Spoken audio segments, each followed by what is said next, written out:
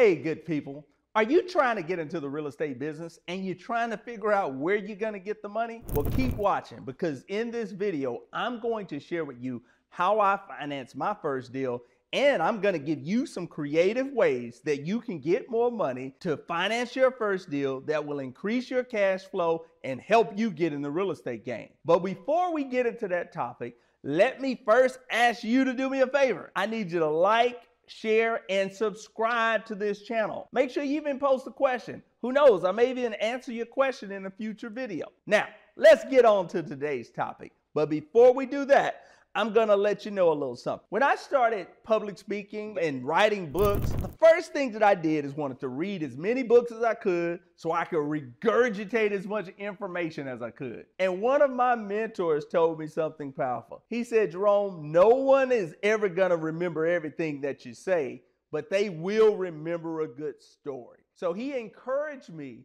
to think about the stories that taught me the lessons that I was going to share and use them to kind of undergird the point that I wanted to share. So that's what I'm going to do here today. I'm going to tell you a couple quick stories of how I got into real estate, how I financed my deal, and then I'm going to give you your tips that I believe will help you. Now, I often like to say I had two real estate careers. One that was profitable and the other one not so much. So let's start with that one first. 2000, I bought my first condominium in Austin, Texas, right after graduating from college. It was a condominium in South Austin on Riverside, for those of you that know Austin. Did very well with it. I bought it for $71,000, sold it less than a year later for $92,000. You couldn't tell me anything. I was balling, I was rich. I took that money, bought a duplex also in South Austin, roughly, I believe it was about $135,000, sold that 9 months later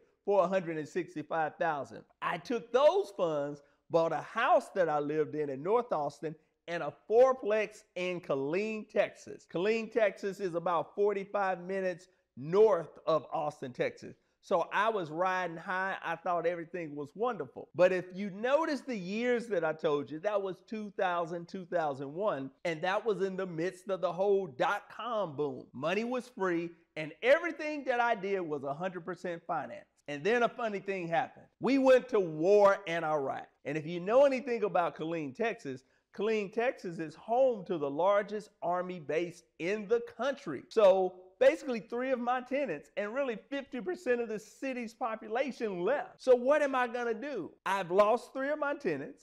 So in order to get tenants back, I had to reduce my rent because it's supply and demand, right? So now the property that was cash flowing, I was making a lot of money, it was upside down. In the midst of all that, the house that I lived in North Austin, I had moved to Houston to start the Black Expo. The house that I had in North Austin was rented for a while, but it went vacant, and then I had to put another tenant in, and I'm just breaking even. And then we had another property here in the Houston area that my wife was renting. Long to short, it was a bad situation. I had a lot of properties. I could say I had 8 doors, but I wasn't making any money. And what tended to happen is when the tenants would leave, I would then need to stop the bleeding, because not only did I have those other properties, I had my personal house that I was living in. So what tended to happen is, in order to stop bleeding, I would make short-term decisions. I would accept tenants just to get the deposit, just to get a couple months rent, even when I knew that they may not be the best tenant. And ultimately,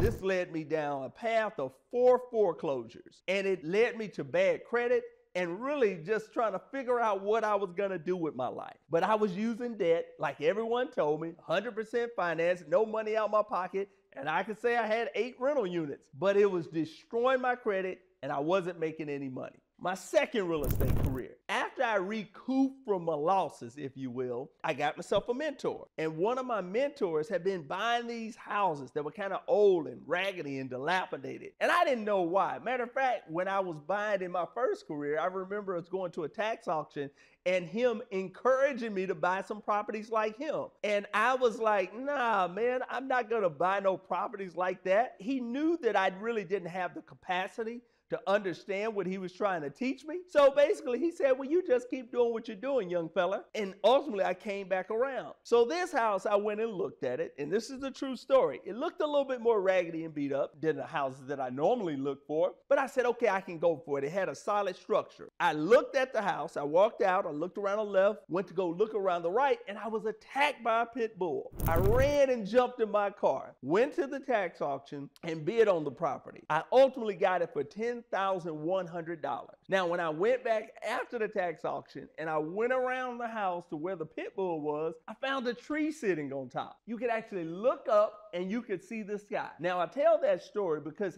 had that pit bull not chased me off from that property, I probably would have been scared to buy it because of the condition. But through that process, I learned a powerful lesson. You've heard me tell it before. I bought the house for $10,100. I put $25,000 in it. So I have a house that I own cash for $36,000. Now, it wasn't really cash because I actually borrowed $10,000 from the mentor that I told you, but you get the point. And the property was now making me $900 a month. So that's $10,800 a year off of a $36,000 investment. Now I'm making 33% on my money. Now that's a pretty good return. I bought another one in February of 2012, $18,000, $20,000 in repairs. And then in 2014, I bought 3 more. 2015, I bought 2 more. Now I'm building and I'm growing, and now I'm building my portfolio. Recently, a couple years ago, I actually cashed the portfolio out to pay off one of my partners and then to build my portfolio. But for me, I started out with no debt. I started out buying properties cash.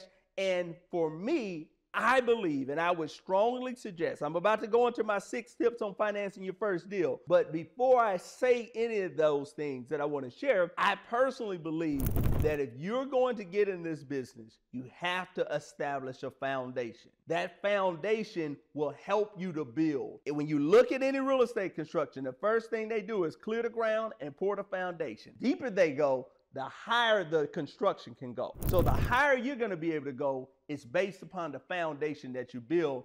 And I don't believe that that foundation should be established with debt. So that's just my personal opinion. Yes, I know that there's a lot of programs out there that say 0 money down and 100% financing and things of that nature. But my experience has been, when you get into those type of situations, you don't have any equity going in and you don't have any wiggle room. One of the most powerful things about real estate is you are able to hedge yourself. If one thing happens, you can do the other. But when you have a loan on a property and you have no equity, meaning you owe 100% on the property, there's no equity whatsoever. If you stub your owe, there is 0 margin for error. And you don't want that to be you. Now, let me give you your 6 tips on building your wealth in real estate and financing your first deal. You know, I like to do alliteration. So the first alliteration is in, or the first one is in. Never borrow to consume. That's simple. If you're going to borrow money, make sure you're borrowing to make money. Don't borrow to consume. Another one of my favorite sayings, if you've ever talked to me, is don't eat your seed, eat your fruit. So with me, whenever I work, Black Expo, or you working on your job, save that money. The money you work for is your seed. You plant it. Now, when you got a real estate property and it's producing fruit, something that produces naturally on a monthly basis, every other month, whatever the situation, then you can consume a little bit. Number 2, nothing in life is for free. I've already kind of talked about this. You need to have a solid foundation, and a cash property allows you to do that. Now, I told you what happened in my first story. All of the properties that I bought with 100% financing, meaning I had no equity. So when things went wrong, I was upside down, I was stressed out, and I ended up with 4 foreclosures. Unless you're buying a property that's 20, 30, maybe 50% below the market and you're able to get a loan on it, in that case,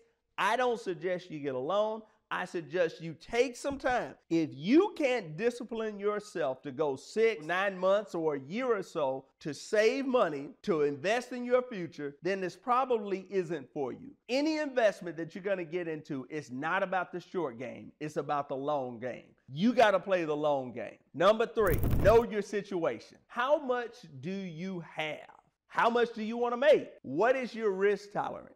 I often tell the story. I remember when my dad had retired and I was on my 4th or 5th house, and my dad had a lot of extra cash. When I say extra cash, maybe $60,000, $70,000 sitting around. And I said, Dad, you need to go buy some real estate. And my dad liked to cuss me out. He said, boy, what I want to be running around chasing some tenants and da-da-da-da. He knew his situation. He was a 60-year-old man that had worked all of his life, and he wanted to relax and chill. Whatever your situation, you got to make the determination of what's right for you. How much money do you make? How much money do you spend? What obligations and responsibilities to have? There are certain risks that I could take when I started with no wife and no children that I can't take now with 4 children, 3 of which in college, and a wife.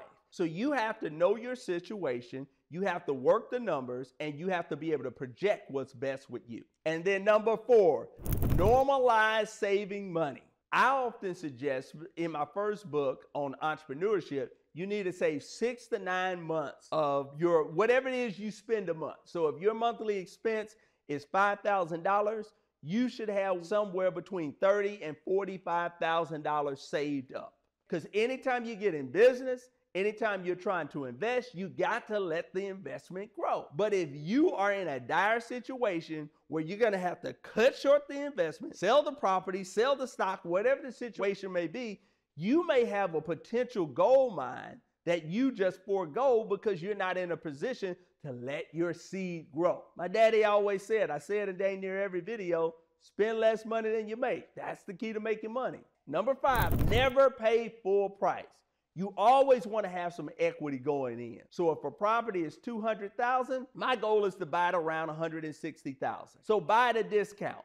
Don't over leverage yourself. That was the biggest mistake I made in my first career. If the house was $200,000, I was buying at $200, sometimes $205. I'm a realtor. I could pull money out of the closing for my commission. So I thought I was winning. But in the long run, it caused me destruction. So make sure you always try to buy at a discount.